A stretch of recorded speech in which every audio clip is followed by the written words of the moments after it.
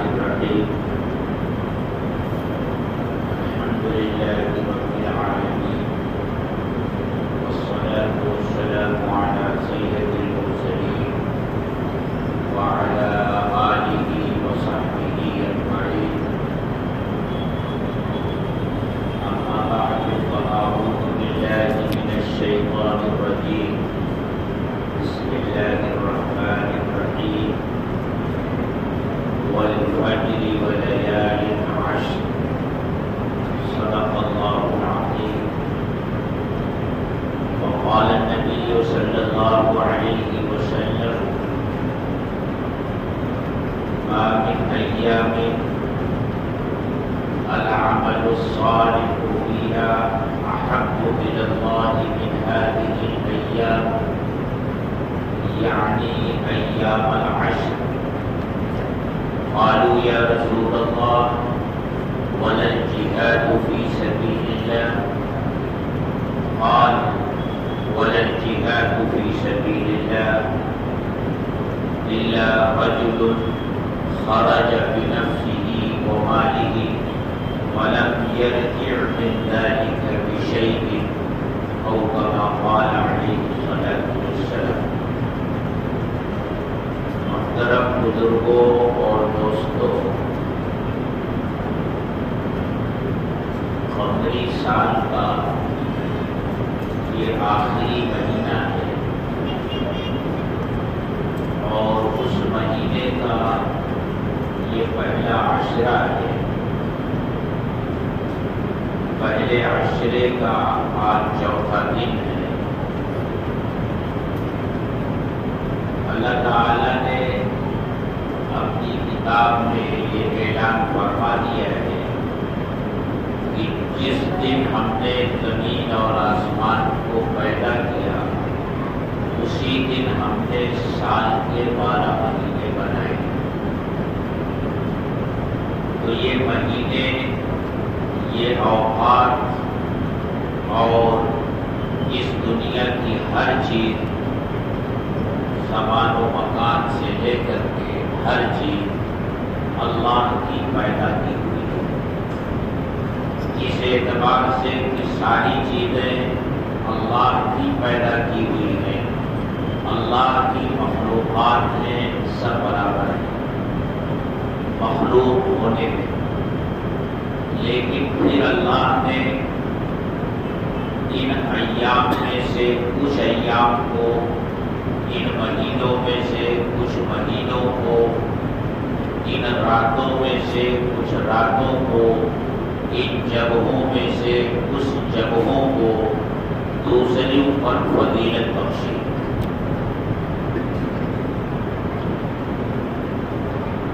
جیسے سال کے 12 مہینے ہیں اللہ ہی نے بنائے ہیں، لیکن ان 12 مہینوں میں سے 4 مہینے خاص طور سے فضیلت والے اللہ نے بنائے، اور وہ 4 مہینے ذوالقعدہ، ذوالحجہ، محرم اور رجب ہیں. اس کے ساتھ ساتھ رمضان المبارک کو الگ فضیلت حاصل ہے، اس کا مقام اور مرتبہ الگ ہے. پھر ان 4 مہینوں میں جو اشہر حرم کہلاتے ہیں، اس مہینے کو خاص فضیلت حاصل ہے. علماء نے لکھا ہے کہ نیکیوں کے 2 موسم آتے ہیں سال میں. ایک موسم نیکیوں کا رمضان المبارک ہے کہ اس میں ہر نیکی کا ثواب بڑھ جاتا ہے. آدمی ایک فرض پڑھتا ہے تو 70 فرض کے برابر اللہ ثواب عطا فرماتا ہے. ایک نفل کا پڑھتا ہے تو فرض کے برابر اس کا ثواب عطا فرماتا ہے. وہ نیکیوں کا موسم بہار ہے. اسی طرح یہ ماہ مبارک ذوالحجہ اور خاص طور سے اس کا پہلا عشرہ، اس کے پہلے 10 دن، یہ بھی نیکیوں کا سیزن ہے، نیکیوں کا موسم بہار ہے۔ ایک حدیث میں آتا ہے کہ جو شخص ان 10 دنوں میں 10ویں تاریخ کو چھوڑ کر 9 دنوں میں روزہ رکھتا ہے تو ہر روزے کا ثواب سال بھر روزہ رکھنے کے برابر ملتا ہے۔ اور جو آدمی ان راتوں میں اللہ کی عبادت کرتا ہے تو ہر رات میں اتنا ثواب ملتا ہے جتنا شب قدر میں عبادت کرنے کا ثواب ملتا ہے۔ گویا اس ماہ مبارک کے یہ پہلے 10 دن، اس کا ہر دن یوم عید ہے اور اس کی ہر رات گویا شب قدر ہے۔ اسی لیے علماء کے درمیان یہ بحث چل نکلی کہ رمضان المبارک کے جو 3 عشرے ہوتے ہیں، وہ 3 عشروں میں سب سے فضیلت والا عشرہ آخری عشرہ، کیونکہ اسی عشرے میں اعتکاف ہوتا ہے، اسی عشرے کی طاق راتوں میں سے ایک رات شب قدر ہوتی ہے، اور شب قدر جسے سید اللیالی کہا گیا ہے، راتوں کی سردار، تو ایک تو رمضان المبارک کا پورا مہینہ عظمت والا، برکت والا مہینہ ہے، خاص طور سے اس کا آخری عشرہ، اس کا مقام اور مرتبہ اور بلند ہے۔ علماء کے درمیان یہ گفتگو شروع ہوئی کہ رمضان المبارک کا آخری عشرہ افضل ہے یا ذوالحجہ کا پہلا عشرہ زیادہ اہم ہے اور افضل ہے۔ نتیجہ یہ نکلا، فیصلہ یہ ہوا کہ اگر راتوں کو دیکھا جائے تو رمضان المبارک کے آخری عشرے کی راتیں ذوالحجہ کے پہلے عشرے کی راتوں سے افضل ہے، کیونکہ اس میں لیلۃ القدر ہے جو سید اللیالی ہے، راتوں کی سردار۔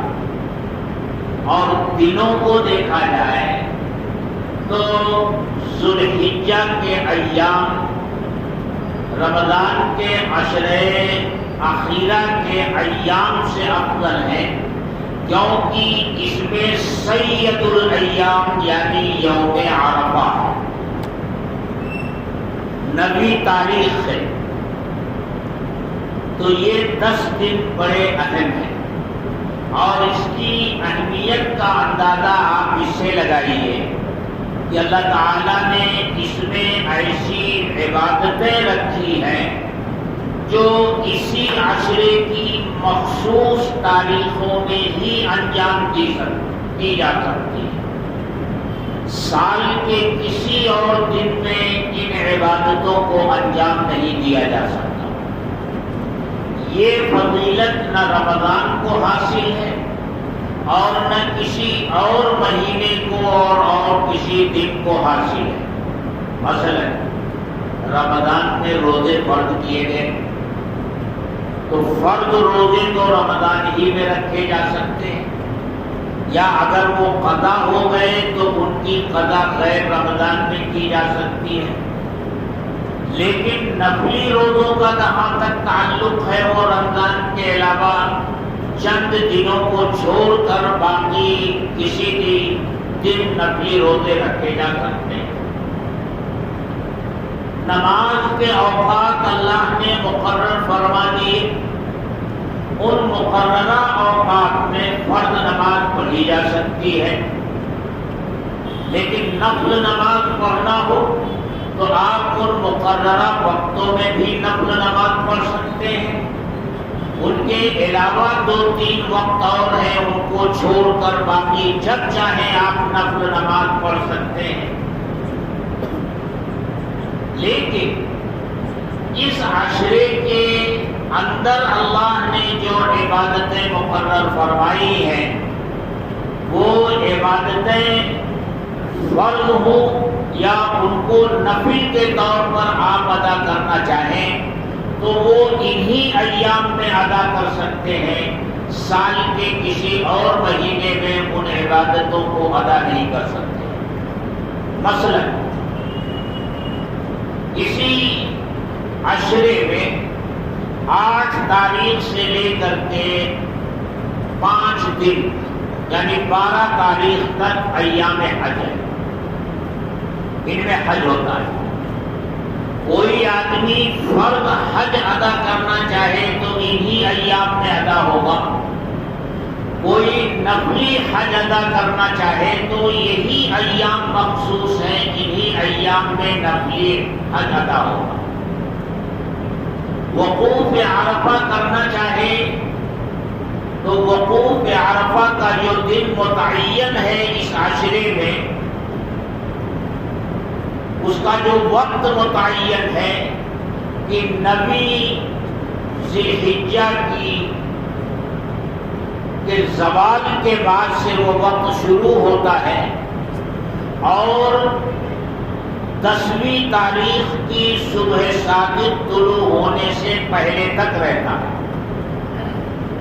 اسی وقت میں وقوف عرفہ ہو سکتا ہے، باقی عرفات کا میدان خالی پڑا ہوا ہے، آپ سال بھر وہاں خیمے لگا کر کے رہیے، ایک نیکی بھی ملنے والی نہیں۔ اسی وقت میں آپ وہاں وقوف کریں گے تو اللہ کے نزدیک وہ مقبول ہے۔ تو حج چاہے فرض ہو یا حج چاہے نفلی ہو، وہ اسی مہینے کی انہی تاریخوں میں انجام دیا جا سکتا ہے۔ رمضان میں اگر کرنا چاہیں تو نہیں کر سکتے، کسی اور مہینے میں کرنا چاہیں تو نہیں کر سکتے۔ تو ان ایام میں جو عبادتیں ہیں وہ انہی ایام ہی کے ساتھ مخصوص ہیں۔ مثلا قربانی ہے، اس کے 3 دن ہیں، 10، 11 اور 12۔ وہ انہی تاریخوں میں قربانی کی جا سکتی ہے۔ اس کے علاوہ سال کے کسی بھی مہینے میں اور کسی بھی دن میں قربانی جائز نہیں ہے۔ قربانی صرف 3 دن، 10، 11 اور 12 ذی الحجہ کی یہ 3 تاریخیں ہیں جس میں قربانی کی جائے گی۔ چاہے آپ واجب قربانی کرنا چاہیں یا نفلی قربانی کرنا چاہیں، وہ انہی ایام میں کر سکتے ہیں۔ ان کے علاوہ سال کے کسی مہینے میں اور کسی دن میں آپ قربانی نہیں کر سکتے۔ ایک غلط فہمی کا ازالہ میں یہاں اور کرنا چاہتا ہوں۔ ہمارے شہر میں دیکھتا ہوں، ہو سکتا ہے دوسرے شہروں میں یہ بات ہو کہ جب کوئی بیمار ہوتا ہے تو حدیث میں آتا ہے کہ صدقہ یہ بلاؤں کو دور کرتا ہے، تو اس وقت صدقہ کا عمل ہونا چاہیے اس بیمار کی شفا یابی کے لیے، اللہ سے دعا کرنے کے لیے۔ لیکن ہمارے یہاں ایک بات یہ چل نکلی ہے کہ جانور ذبح کر کے، یعنی گویا فدیے کے طور پر زندہ جانور کہتے ہیں کہ یہ بیمار کی طرف سے قربانی کر دیجیے، بیمار کی طرف سے اس کی قربانی کر دیجیے۔ یہ تصور شریعت کے خلاف ہے۔ ہاں، صدقہ کیجیے، آپ جانور صدقہ کر دیجیے، جانور ذبح کر کے اس کا گوشت صدقہ کر دیجیے، لیکن صدقے کی نیت ہو، اس میں یہ نیت نہ ہو کہ جس طرح عقیقہ حلقہ ہوتا ہے اور ہم وہاں دعا یہ پڑھتے ہیں کہ اے اللہ جان کے بدلے جان، گوشت کے بدلے گوشت اور ہڈی کے بدلے ہڈی. اس طرح یہ تصور ہرگز نہیں ہونا چاہیے کہ میں اس بیمار آدمی کی جان کے بدلے جان دے رہا ہوں. یہ تصور اور یہ سوچ اور یہ فکر غلط ہے، غیر شرعی ہے. اس سے احتیاط کرنا چاہیے. ہاں، صدقے کی نیت سے آپ زندہ جانور بھی دے سکتے ہیں، جانور ذبح کر کے اس کا گوشت بھی دے سکتے ہیں، پیسہ بھی دے سکتے ہیں. کوئی بھی چیز جو صدقے میں دی جا سکتی ہے وہ صدقے میں دے سکتے ہیں. اور حدیث میں فرمایا گیا کہ صدقہ بلاؤں کو دور کرتا ہے. بہرحال قربانی کے لیے یہ ایام مخصوص ہے. اسی طرح تکبیر تشریق ہے جو 9 ذی الحجہ سے کی فجر سے شروع ہوتی ہے اور 13ویں ذی الحجہ کی عصر تک ہر فرض نماز کے بعد ہر بالغ عاقل مسلمان مرد کے اوپر ایک مرتبہ بلند آواز سے کہنا واجب ہے، چاہے وہ مقیم ہو یا مسافر ہو. یہ تکبیر تشریق ہے، یہ بھی انہی ایام میں واجب ہے. ان ایام کے علاوہ کسی اور دن میں اگر آپ یہ تکبیر کہیں تو ٹھیک ہے، کوئی اس میں رکاوٹ نہیں، لیکن واجب انہی ایام میں ہے. تو اس عشرے کے کچھ مخصوص اعمال ہیں اور یہ وہ عشرہ ہے جس کے بارے میں اللہ کے رسول صلی اللہ علیہ وسلم نے ارشاد فرمایا ما من ایام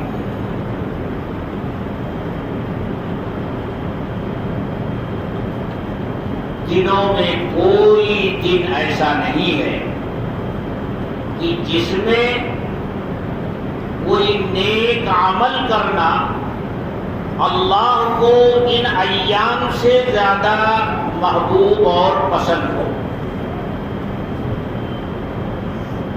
صحابہ نے سوال کیا، قالوا یا رسول اللہ ولا الجہاد فی سبیل اللہ، اے اللہ کے رسول کیا اللہ کے راستے میں جہاد کرنا بھی؟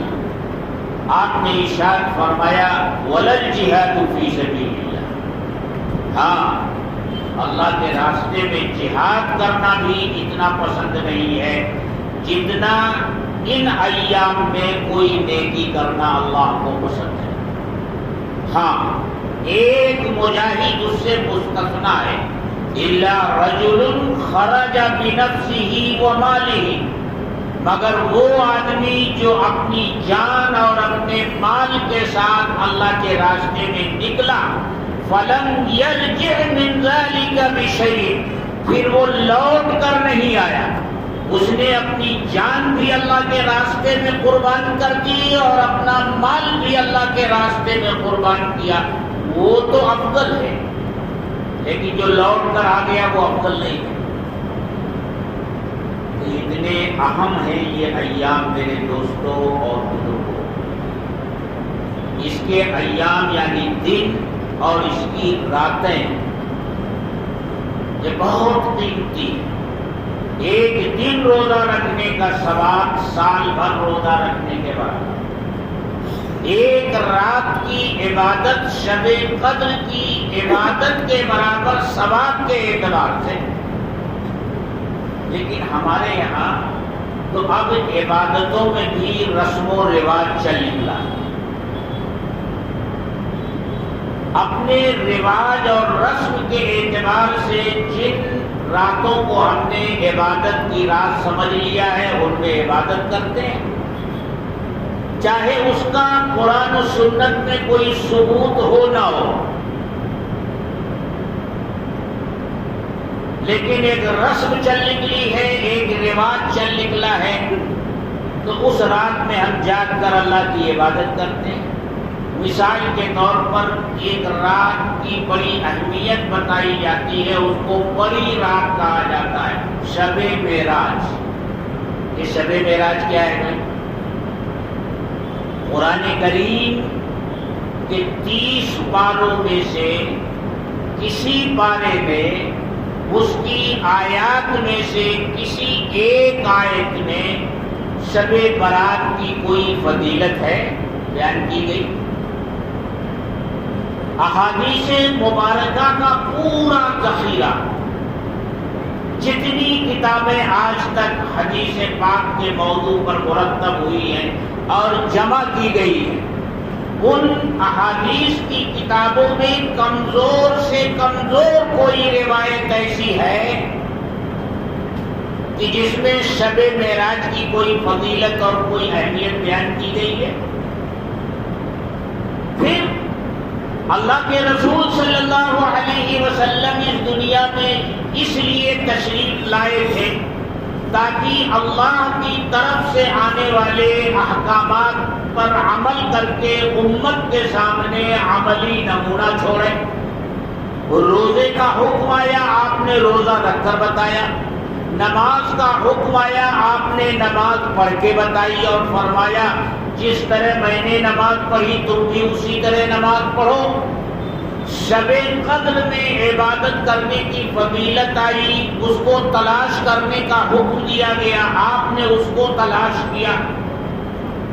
پورے مہینے کا اعتکاف رکھا، پہلے عشرے کا رکھا، جب ختم ہوا تو لوگوں سے کہا کہ اے لوگوں، میں نے پہلے عشرے کا اعتکاف شب قدر کی تلاش میں رکھا تھا، لیکن اس عشرے میں شب قدر نہیں آئی۔ پھر دوسرے عشرے کا اعتکاف رکھا، اس کے اختتام پر فرمایا کہ اے لوگوں، میں نے دوسرے عشرے کا اعتکاف شب قدر کی تلاش کے لیے رکھا تھا، اس میں بھی شب قدر نہیں آئی، اب تیسرے عشرے کا اعتکاف میں نے رکھا ہے شب قدر کی تلاش میں۔ اسی طرح شب برات سے متعلق احادیث مبارکہ کثرت سے وارد ہوئی، اگرچہ انفرادی طور سے ان تمام حدیثوں میں کچھ نہ کچھ کمزوری ہے، لیکن ان تمام حدیثوں کو جمع کر کے علماء نے کہا کہ شب برات کے تعلق سے جو حدیثیں ہیں وہ حسن لغیرہ کے درجے کو پہنچتی ہیں، تو اس کا ثبوت ہے۔ لیکن خدا کے لیے بتائیے، شب معراج سے کی فضیلت کے تعلق سے قرآن میں احادیث مبارکہ میں کوئی کمزور سے کمزور، ضعیف سے ضعیف حدیث بھی موجود ہے، لیکن نہیں بس ایک رسم چل نکلی ہے، ایک رواج چل نکلا ہے۔ اب عبادتیں بھی ہم رسم اور رواج کی بنیاد پر کر رہے ہیں۔ رسم اور رواج ہمارے دل و دماغ پر اتنا غالب آ گیا ہے کہ جس چیز کا رواج ہے، جس چیز کی رسم چل نکلی ہے اور چلی آ رہی ہے، ہم اس کو کرنے کے لیے تیار ہیں۔ لیکن یہ عشرہ، اس کی کتنی فضیلت ہے؟ جو حدیث میں نے آپ کے سامنے پڑھی، یہ ابو داؤد شریف کی روایت ہے، حضرت عبداللہ ابن عباس رضی اللہ تعالی عنہ کی روایت ہے، اور شاید بخاری شریف میں بھی یہ روایت موجود ہے۔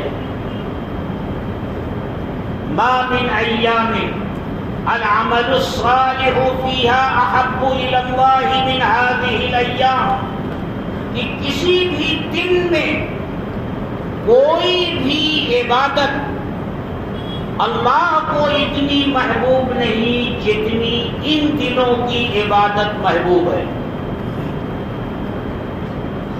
لیکن ان دنوں میں عبادت کا کتنا اہتمام ہم کرتے ہیں؟ کیا یہ ایام جب شروع ہوتے ہیں تو ہمارے نوافل میں کثرت آ جاتی ہے، ہماری تلاوت میں کثرت آتی ہے، ان ایام کے روزوں کا ہم اہتمام کر، ارے شب معراج کے بعد جو دن آتا ہے اس دن روزہ بھی رکھتے ہیں۔ اللہ، کوئی ثبوت نہیں، کوئی بنیاد نہیں، نہ اس رات کی فضیلت کی اور نہ اس دن کے روزے کی، لیکن رسم چلی آ رہی ہے، رواج چلا آ رہا ہے تو روزہ رکھتے ہیں۔ اور ان ایام کے روزوں کی اتنی بڑی فضیلت اللہ کے رسول صلی اللہ علیہ وسلم بیان فرما رہے ہیں۔ آپ حکم دے رہے ہیں، آپ امر فرما رہے ہیں، اکثروا فیہا من التحلیل والتکبیر والتحمید، کہ ان ایام میں کثرت سے لا الہ الا اللہ، اللہ اکبر اور الحمدللہ پڑھا کرو۔ ہمیں سے کتنے لوگ ہیں جو کثرت سے ان ایام میں تحلیل، تکبیر اور تحمید کا اہتمام کرتے ہیں؟ اللہ کے رسول حکم دے رہے ہیں اکثروا، کثرت سے پڑھو، تحلیل یعنی لا الہ الا اللہ، تکبیر یعنی اللہ اکبر اور تحمید یعنی الحمدللہ۔ صحابہ کا عمل حدیث کی کتابوں میں یہ بتایا گیا کہ ان ایام میں وہ کثرت سے لا الہ الا اللہ، اللہ اکبر وللہ الحمد پڑھا گیا۔ حضرت عبداللہ ابن عمر رضی اللہ تعالی عنہ کے متعلق آتا ہے کہ اٹھتے بیٹھتے چلتے پھرتے ہر وقت ان کی زبان پر تحلیل، تکبیر اور تحمید کے کلمات ہوتے تھے، اور تکبیر تشریق جو 9 تاریخ کی فجر سے لے کر کے ہم 13 کی عصر تک پڑھتے ہیں، اس میں یہ تینوں چیزیں ہیں۔ یہ کل 23 نمازیں ہوتی ہیں، 9 سے لے کر کے 13 کی عصر تک کل 23 فرض نمازیں ہوتی ہیں۔ ایک مرتبہ بلند آواز سے کہنا، بلند آواز سے۔ ابھی گانا ہو تو ہمارا نوجوان اتنی بلند آواز سے چیختا ہے کہ باہر گلی میں آواز جاتی ہے، لیکن اللہ کا نام لینا ہو تو زبان گنگ ہو جاتی ہے۔ بات کرنا ہو تو مسجد میں اتنی بلند آواز سے گفتگو کریں گے کہ پوری مسجد آواز سے گونجے گی، لیکن جب تکبیر تشریف کہنا ہو تو منمناتے منمناتے اللہ اکبر اللہ اکبر اللہ۔ ارے بلند آواز سے کیوں نہیں کہتے کہ مسجد کی فضا گونج اٹھے؟ ان ایام کے بارے میں تو کہا گیا کہ ان ایام کو اس طرح گزارو کہ مسلمانوں کے گلی کوچے اور ان کے محلے اللہ کی کبریائی کے نعروں سے گونج رہے ہوں۔ کہا گیا جب بقرعید کی نماز کے لیے آؤ تو راستے میں بلند آواز سے تکبیر تشریق کے کلمات کہتے ہوئے آؤ۔ کیا اس کا اہتمام ہے ہمارے یہاں؟ بلند آواز سے تکبیر تشریق کہہ کر مسجد کی طرف یا عیدگاہ کی طرف آنے کا۔ عید کے موقع پر بھی کہا گیا جب عید کے لیے آیا کرو تو تکبیر تشریق کہتے ہوئے آؤ، لیکن آہستہ آواز سے۔ یہاں بلند آواز، چلتے پھرتے اٹھتے بیٹھتے تکبیر تشریق، اللہ اکبر اللہ اکبر، تکبیر تشریق۔ تو میرے دوستو یہ ایام بڑے اہم ہیں۔ ان میں دیکھیے ابھی انہی اعمال میں سے جو خاص ان ایام سے تعلق رکھتے ہیں، قربانی کا بھی ایک عمل ہے۔ اللہ کے رسول صلی اللہ علیہ وسلم سے صحابہ نے پوچھا ما هذه الاضاحی یا رسول اللہ، اے اللہ کے رسول یہ قربانی کیا ہے؟ آپ نے ارشاد فرمایا سنت ابیکم ابراہیم، یہ تمہارے باپ حضرت ابراہیم علیہ السلام کی سنت ہے، یعنی تو گھر کی چیز ہے تمہارے، وہ تمہارے جد ہیں۔ اور حضرت ابراہیم علیہ السلام کی اللہ نے جو مختلف طریقوں سے آزمائشیں کی اور سخت سے سخت امتحان لیا حضرت ابراہیم علیہ السلام کا، اور پھر ہر امتحان میں وہ کامیاب ہو کر نکلے، اور ان کے کامیابی کے رزلٹ کا اعلان اللہ نے خود کیا فَأَتَمَّهُنَّ وَإِذِ ابْتَلَىٰ ابراہیم ربہ بکلمات، یاد کرو وہ وقت جب اللہ نے امتحان لیا ابراہیم کا چند کلمات کے ساتھ، فَأَتَمَّهُنَّ، انہوں نے اس امتحان کو پاس کر لیا۔ اللہ فرما رہے ہیں فَأَتَمَّهُنَّ، وہ آزمائشیں بہت ساری ہیں، لیکن ان میں سب سے سخت ترین آزمائش یہ قربانی والی آزمائش کے سلسلے کی ہے۔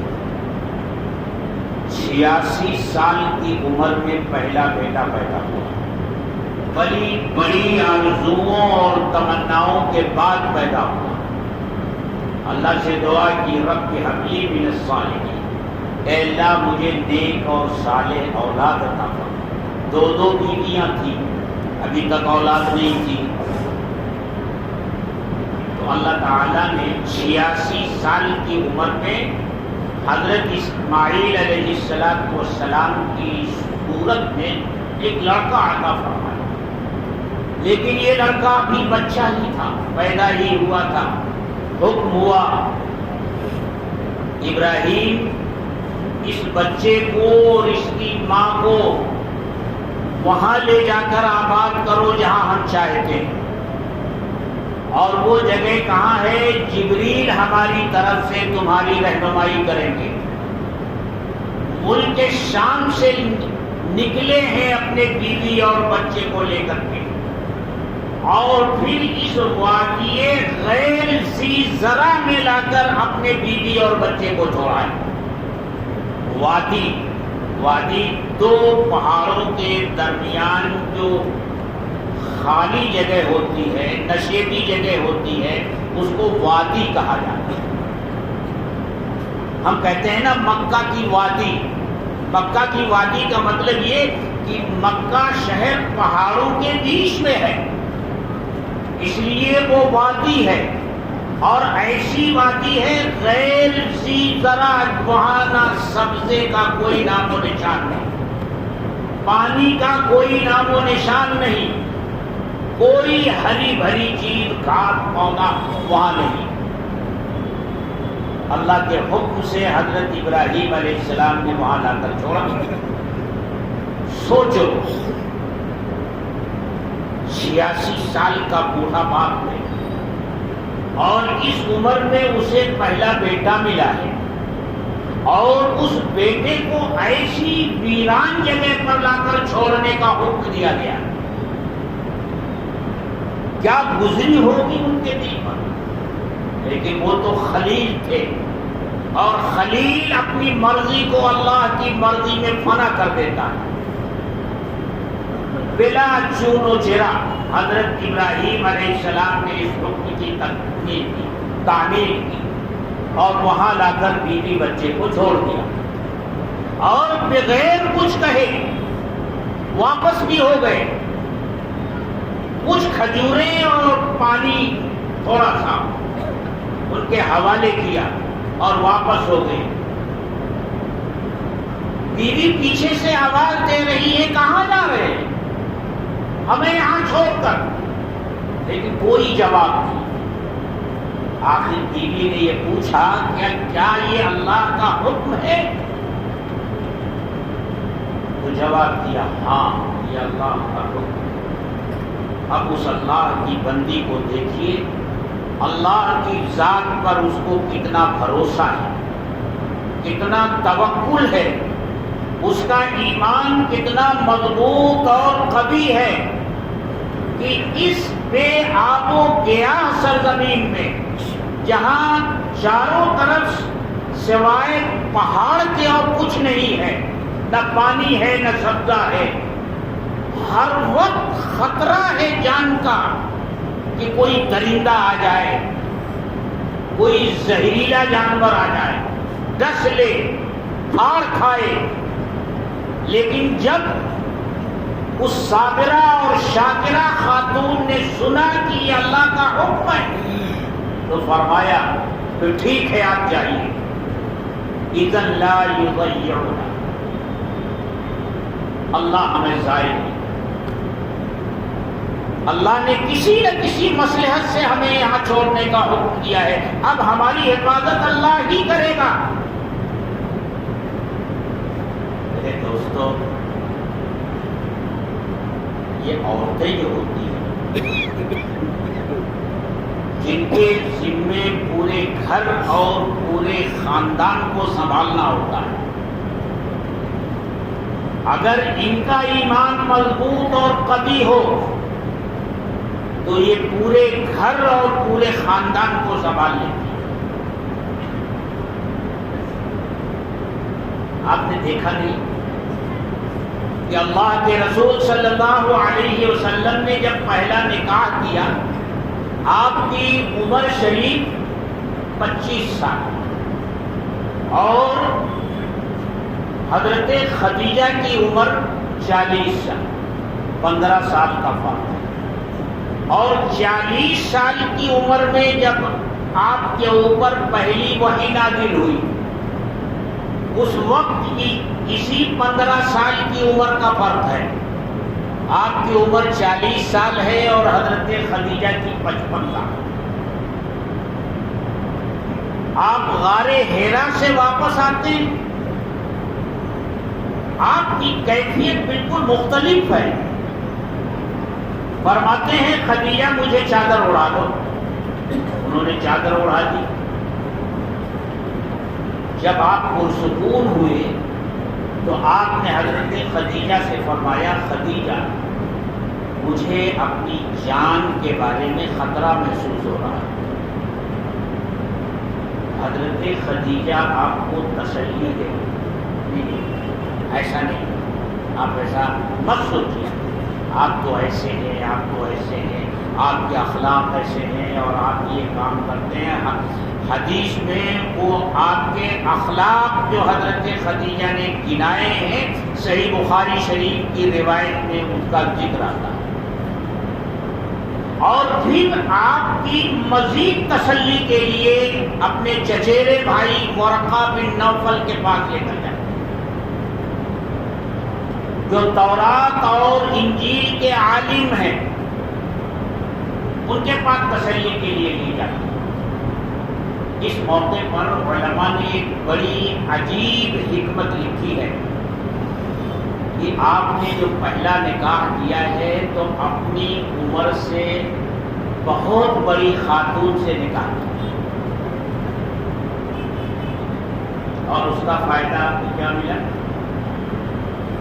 کہ جب موقع ایسا آیا تو آپ کو تسلی دینے کے لیے، آپ کی ڈھارس بڑھانے کے لیے وہ کھڑی ہو، اور یہ کام کوئی تجربے کار عورت ہی کر سکتی، کم سن عورت یہ کام نہیں کر سکتی۔ اس لیے اللہ کی اس میں بہت ساری مصلحتیں کہ آپ نے پہلا نکاح جو کیا وہ اپنی عمر سے 15 سال بڑی عورت سے کیا۔ اس میں یہ بھی مصلحت ہے کہ آپ کے اخلاق کے اوپر کوئی انگلی نہ اٹھا سکے، کہ آپ اتنے بے نفس ہیں کہ عین عنفوان شباب میں اٹھتی ہوئی جوانی کے وقت آپ نے ایک بیوہ سے، اور وہ بیوہ جس کے دو شوہر وفات پا چکے ہیں اور ان دونوں شوہروں سے اولاد بھی ہے اور عمر میں 15 سال بڑی ہے، اس سے نکاح کیا۔ کیا ایسا شخص جو اپنی نفسانی خواہشات کا غلام ہو اور اس کی جوانی کا بالکل شباب کا وقت ہو، ایسے وقت میں وہ 40 سالہ خاتون سے نکاح کرے گا؟ آج تو ماحول یہ ہو گیا ہے کہ کسی لڑکی کا رشتہ اگر کہیں جاتا ہے تو لڑکے والے یہ دیکھتے ہیں، اگر لڑکا 25 سال کا ہے تو کہتے ہیں لڑکی 17-18 سال کی ہونی چاہیے، اس سے بڑی عمر کی ہے تو کہتے ہیں نہیں اتنی عمر کی لڑکی ہم کو نہیں چاہیے۔ آج کے نوجوانوں کا یہ حال ہے۔ بہت ساری مصلحتیں تھیں، ان میں سے ایک مصلحت یہ بھی تھی۔ اس لیے میرے دوستو یہ قربانی ہے اور بڑا اہم عمل ہے، اس میں مسائل علماء سے پوچھیے، اپنے طور سے کچھ مت کیجیے۔ ہمارے ہاں یہ بھی یہ ہو گیا ہے کہ بس لوگ اپنے طور سے عمل کرنے کی فیصلہ کر لیتے ہیں، مسائل پوچھنے کا اہتمام نہیں کرتے۔ اللہ تعالیٰ ہم سب کو اس کی سمجھ عطا فرمائے۔ وآخر دعوانا الحمدللہ رب العالمین۔ جمعرات کو انشاءاللہ بقرعید کی نماز ہوگی، 10 تاریخ ہے جمعرات کو، اور اس مسجد میں انشاءاللہ 6:25 پر بقرعید کی نماز